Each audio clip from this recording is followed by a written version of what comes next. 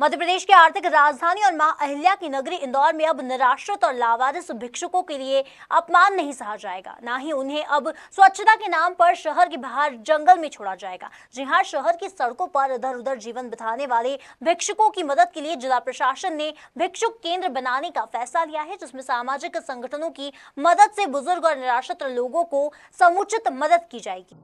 इंदौर जिला कलेक्टर मनीष सिंह के मुताबिक भिक्षुक केंद्र का संचालन नगर निगम द्वारा किया जाएगा, जहां शहर के करीब 200 भिक्षुओं के लिए भोजन, इलाज, आवास और जरूरत के मुताबिक संसाधन मुहैया कराए जाएंगे। कलेक्टर मनीष सिंह ने बताया कि भिक्षुक केंद्र बनाने के लिए फिलहाल स्थान का चयन किया जा रहा है, जिसके बाद जन सहयोग से वहां बिल्डिंग भी बनाई जा सकेगी और इसके लिए भी सामाजिक संगठन और अन्य दानदाताओं से मदद ली जाएगी। उन्होंने बताया कि फिलहाल जो भिक्षुक जिला प्रशासन के संज्ञान में आए हैं, उनका अरविंदो अस्पताल में निःशुल्क इलाज कराया जा रहा है। इसके अलावा अन्य व्यवस्थाएं सामाजिक न्याय विभाग द्वारा की जा रही है।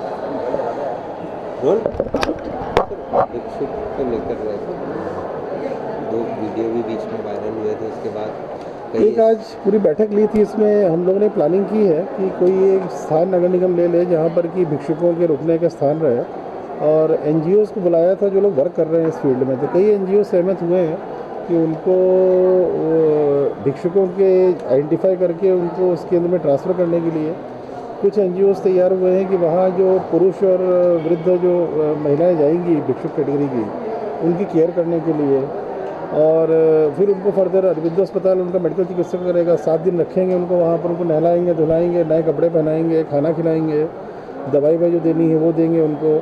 अगर कोई नशे में आदी है तो उसको नशा मुक्ति केंद्र भेजेंगे, कपड़े और सब करके, क्योंकि उसको नशा मुक्ति केंद्र भेजना पड़ेगा, रह नहीं पाएगा वहाँ पर। इसी दौरान अगर इस प्रकार का कोई नेटवर्क आता है, जो बच्चों के चौराहों पे जो शिकायत आ रही है कि बच्चे आते हैं और वहाँ कई सामान छीन के भी गाड़ियों से भागे हैं, इस तरह की शिकायतें भी आई हैं, उस तरह का नेटवर्क पकड़ में आता है तो वो भी एनजीओ को बोला है कि इस तरह का नेटवर्क पकड़ें, ताकि उस तरह पर दूसरी तरह की कार्रवाई होगी। फिर उनको संवेदनशीलता से न करके कठोरता से उनमें कार्रवाई करनी पड़ेगी।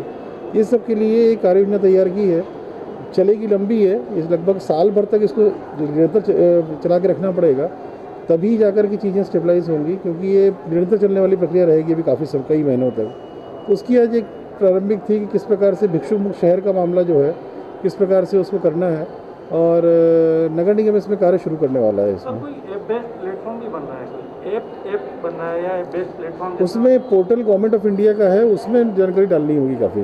ये गवर्नमेंट ने बनाया है, स्टेट की गवर्नमेंट ने, उसको हम लोग यूज़ कर रहे हैं। इसको सर ये कहाँ होगा सेंटर, कुछ ऐसा? वो अभी आइडेंटिफाई कर रही हैं। कुछ मैरिज गार्डन लोगों ने आइडेंटिफाई किए थे, पर चूँकि शादियाँ चल रही हैं तो इसलिए वो 3 दिन के लिए मिला था। 3 दिन का काम नहीं है, इसमें हम लोगों ने इनको बोला है, अभी वो लोग खोज रहे हैं कि कैसे अपन कम से कम अभी लेना है 10-15-20 दिन के लिए लेना पड़ेगा स्टार्ट करने के लिए। फिर ग्रेजुअली पर एक भिक्षुक केंद्र नगर निगम बनाना पड़ेगा, क्योंकि जो अभी सर्वे में मालूम पड़ा है लगभग 150 से 200 निकलेंगे वृद्ध कैटेगरी के, पुरुष और महिला भिक्षुक कैटेगरी जो हैं 200 से ज़्यादा नहीं है, जो काफ़ी जिनको इमीडिएट केयर की ज़रूरत है जिनको, और बाकी जो सक्षम कैटेगरी की वो तो ज़्यादा हैं। फिर वो तो उनको अलग तरह से रोज़गार देना है, उनको कौशल विकास के लिए ट्रेनिंग देनी, उसकी एनजीओज़ भी थे। फिर काउंसलिंग के लिए भी ट्रेनिंग थी, जिन भिक्षुकों को रखेंगे सेंटर में काउंसलिंग के लिए भी एनजीओ आई थी, वो काउंसलिंग करने को तैयार हैं वहाँ पर। तो इस प्रकार सबको इन्वॉल्व करके इसको इनके लिए कर रहे हैं, कार्य प्रारंभ कर रहे हैं। जब कार्य प्रारंभ करेंगे उसमें जो चैलेंजेस आएंगे उस प्रकार से सॉल्यूशन निकाल के आगे बढ़ेंगे। पर मकसद ये है कि सभी वृद्ध लोग, पहला मकसद ये है कि सभी जो बेसहारा वृद्ध हैं भिक्षुक कैटेगरी के, इनको कुछ न कुछ करें हम लोग, इनके लिए इनकी सेवा करें, इनको कपड़े पहनाएं, नहलाएं, धुलाएं, बाल काटें, इनको थोड़ा नीट एंड टाइडी करें, मेडिकल चिकित्सा की आवश्यकता है वो दें, और अगर भिक्षुक केंद्र जो सामाजिक न्याय का वहाँ रह सकते हैं तो वहाँ पर उनको रखें। तो चल रही है, उसमें कार्य योजना चल रही है। नेबरिंग डिस्ट्रिक्ट से माइग्रेट होकर जो लोग आते हैं, खासकर कंजर और इस तरह के जो जिनकी शिकायत आई कि गाड़ियों से सामान लेकर भागते हैं, ये एक अलग तरह का चैलेंज है। ये एक अलग तरह का, उसमें एक्चुअली अलग गैंग चलते हैं, उसमें उसको भी आइडेंटिफाई करने का बोला है। जैसे कुछ ऐसे केस हुए कि पेन बेचने के बारे में नॉक किया और जैसी कांच नीचे को छीन के भाग गए वो। तो इसको करेंगे, जब ये भिक्षुक वाले में हम लोग काम करना शुरू करें तो अपने आप ऐसे लोग आइडेंटिफाई होंगे। इसमें अगर कोई पीछे बदमाश को शामिल है जो बच्चों से ऐसा करा रहा है, वो भी आइडेंटिफाई होगा, तो उसको उठा के कार्रवाई करेंगे उस पर, ये आइडेंटिफिकेशन होगा। पर इसमें जैसे जैसे आगे बढ़ेंगे इसमें बहुत तरह के और भी चैलेंजेस आने हैं। कई इस प्रकार के भी जो एनजीओज़ ने आज हिंट किया, जो अभी कंफर्म नहीं बतला पा रहे हैं एनजीओज़, उनका बोलना था सब कुछ रैकेट भी ऐसे चल रहे हैं जो भिक्षुक का कार्य करा रहे हैं जो, तो वो सब धीरे धीरे जब करेंगे बढ़ेंगे आगे तो इसमें आइडेंटिफिकेशन होगा। सर इसमें एनजीओ के साथ हम सामाजिक संगठनों को भी शामिल करेंगे ताकि जो केयर है वो बेहतर हो सके उनमें इस तरह से मतलब एनजीओ आर्थिक सामाजिक सहयोग। संगठन सभी को बुलाया था, जो भी आज आए थे वो एनजीओ सामाजिक संगठन कैटेगरी के थे और बिल्कुल शामिल करेंगे। आज बुलाने का मकसद ही ये था कि जो भी शहर में ऐसे लोग हैं जो भिक्षुकों के लिए कार्य करने के लिए सहमत हैं, उनकी सेवाएं हम लोग को लेनी है किसी न किसी तरीके से। अगर वो लोग इसमें भी तैयार हैं, कोई बड़ा अगर कोई हम लोग को दानदाता मिलता है और भिक्षुक केंद्र बना सकता है जिसमें एक साथ 200 भिक्षुक रहें, तो उनसे हम बिल्डिंग बनवाना चाहेंगे कि 200 भिक्षुकों के लिए कोई अच्छी व्यवस्था कर दें, उसको नगर निगम मैनेज करे।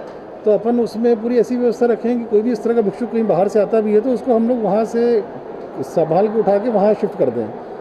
वो वृद्ध आश्रम नहीं रहेगा, वो भिक्षुक केंद्र के रूप में वर्क करेंगे और वहाँ आने के बाद उसकी केयर करेंगे और निकलने नहीं देंगे। जाएगा तो वो कहाँ जा रहा है उसके परिवारजनों को सुपुर्द करेंगे ताकि फिर से वो सड़क पे आके भिक्षा न मांगे वो।